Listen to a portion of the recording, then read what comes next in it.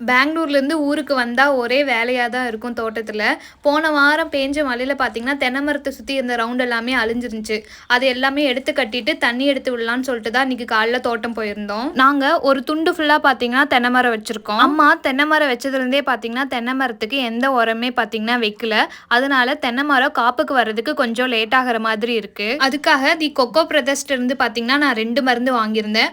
ஒன்று பார்த்தீங்கன்னா மரத்தோட ஊட்டச்சத்துக்கும், இன்னொன்று பார்த்தீங்கன்னா ஈல்டு அதிகரிக்கிறதுக்கும் தான். எங்க மரம் இன்னும் காப்புக்கு வராதனால பாத்தீங்கன்னா 6 லிட்டர் தண்ணி கூட 2 மருந்துலயுமே 50 மில்லி சேர்த்தி தென்னை மரத்தை சுத்தி ஊத்தணும். எங்க பக்கத்து தோட்டத்துல இந்த வருஷம் ஃபுல்லாவே பாத்தீங்கன்னா மரம் சரியாவே காப்பே காய்க்கலங்க. இவங்க மருந்து யூஸ் பண்ணதுக்கு அப்புறம் பாத்தீங்கன்னா ஈல்டு வந்து ரொம்பவே நல்லாவே அதிகரிச்சிருக்கு.